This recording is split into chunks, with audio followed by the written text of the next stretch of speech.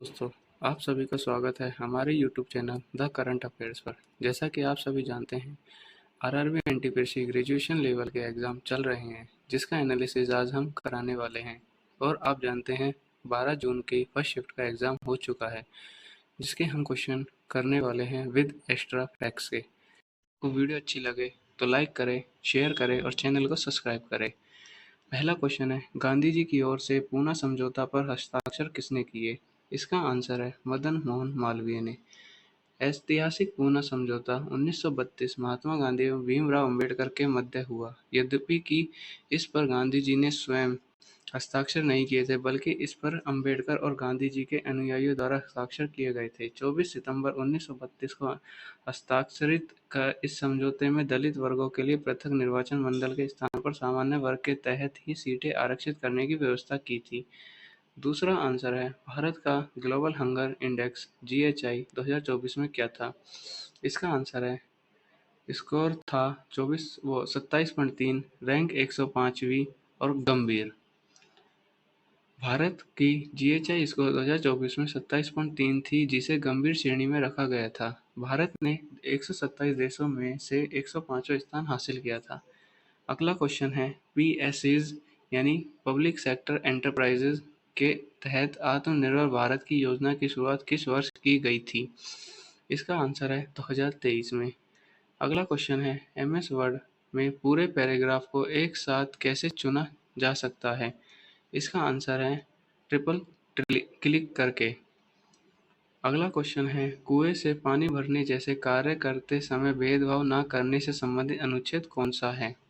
इसका आंसर है अनुच्छेद 15। अनुच्छेद 15 सार्वजनिक स्थानों पर जैसे कुएं, तालाब, धर्मशाला आदि में भेदभाव को रोकता है। दोस्तों, अगर वीडियो अच्छी लग रही हो तो लाइक करें, शेयर करें, सब्सक्राइब करें चैनल को। और इस वीडियो की पीडीएफ चाहिए तो हमारे डिस्क्रिप्शन लिंक में क्लिक करें, वहां से आप डाउनलोड कर सकते हैं। अगला क्वेश्चन है, मेंडलीफ की आवर्त सारणी में आयोडीन को किस समूह में रखा गया था? उत्तर है समूह 17।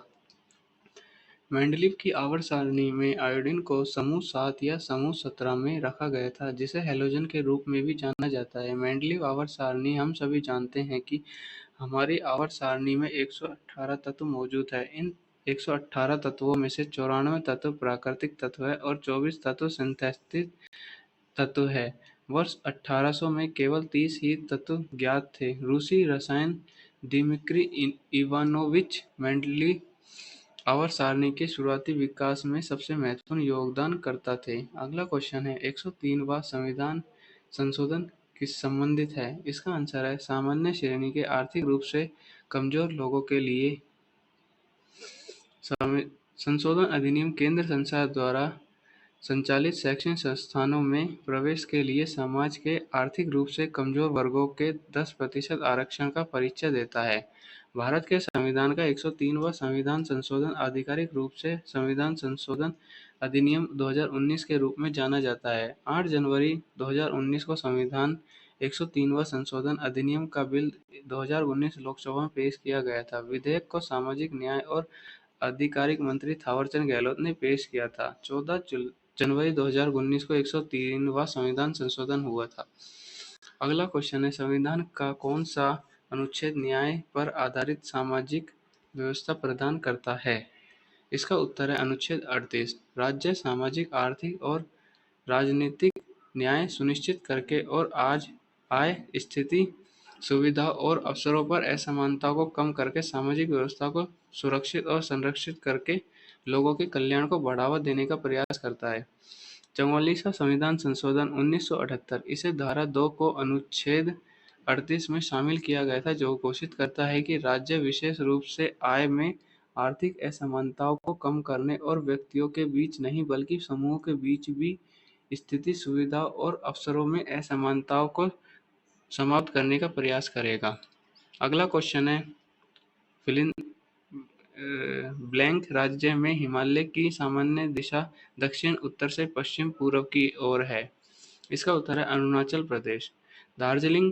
दार्जिलिंग और सिक्किम क्षेत्रों में हिमालय पूर्व पश्चिम दिशा में स्थित है, जबकि अरुणाचल प्रदेश में वे दक्षिण पश्चिम से उत्तर पश्चिम दिशा में है। दिहांग नदी या सियांग नदी अरुणाचल प्रदेश में ब्रह्मपुत्र नदी को दिया गया नाम है। अगला क्वेश्चन है, in MS PowerPoint what is the shortcut key you can press to start the presentation from the first slide? इसका आंसर है F5। PowerPoint slide show is a presentation created on the software from Microsoft that allow user to add audio visual and audio visual feature to a presentation. The F5 key is start to presentation from the first slide. Shift plus F5 is the shortcut key to the start the PowerPoint presentation from the current slide. अगला question है, अन्नामलाई पहाड़ियाँ कहाँ पर स्थित है? इसका उत्तर है पूर्वी घाट और पश्चिमी घाट के जंक्शन के बीच। अन्नामलाई पहाड़ियाँ पूर्वी घाट और पश्चिमी घाट के जंक्शन पर स्थित है और इसका सामान्य उत्तर पश्चिम दक्षिण पूर्व रुझान है। अन्नामलाई की सबसे ऊंची चोटी 8,842 फीट है। श्रेणी के दक्षिण पश्चिम छोर पर स्थित है और दक्षिण भारत की सबसे ऊंची चोटी है। अजमेर में 2.5 दिन का झोपड़ा किसने बनवाया था? इसका उत्तर है कुतुबुद्दीन ऐबक ने। अजमेर में 2.5 दिन का झोपड़ा नामक मस्जिद कुतुबुद्दीन ऐबक ने बनवाया था। यह संस्कृत विद्यालय के नाम पर बनवाया गया था। कुतुबुद्दीन ऐबक द्वारा बनवाई गई अन्य इमारतें कुवैत उल इस्लाम व कुतुब मीनार है। अगला क्वेश्चन है, भारत और ऑस्ट्रेलिया के बीच संयुक्त सैन्य अभ्यास कहाँ व कब शुरू हुआ? भारत और ऑस्ट्रेलिया के बीच संयुक्त सैन्य अभ्यास ऑस्ट्रा हिंद का तीसरा संस्करण 8 नवंबर 2024 को महाराष्ट्र के पुणे में शुरू हुआ। 8 से 21 नवंबर के बीच इस अभ्यास को 2 चरणों में आयोजित किया जाएगा। ऑस्ट्रा हिंद अभ्यास एक वार्षिक कार्यक्रम है। इसका आयोजन भारत और ऑस्ट्रेलिया में बारी-बारी से किया जाता है। दिसंबर 2023 में इस अभ्यास के पिछले संस्करण का ऑस्ट्रेलिया में आयोजन किया गया था। अगला क्वेश्चन है, क्लाइमेट चेंज परफॉर्मेंस इंडेक्स 2025 में भारत को कौन सा स्थान प्राप्त किया? इसका उत्तर है 10वां स्थान। भारत जलवायु परिवर्तन प्रदर्शन सूचकांक 2025 में 10वां स्थान प्राप्त करता है। अगला क्वेश्चन है, which of the following appears at the top of A worksheet in MS Excel? इसका आंसर है फॉर्मूला बार। अन्नामुडई पर्वत कहाँ स्थित है? इसका आंसर है अन्नामलाई हिल्स पर।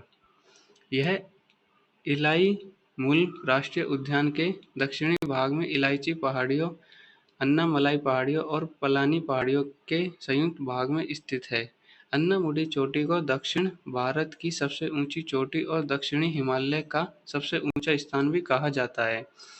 अन्नामुडी चोटी केरल राज्य के इडुक्की जिले में स्थित है। केरल की शान अन्नामुडी चोटी साल भर पर्यटकों को अपनी ओर आकर्षित करती है।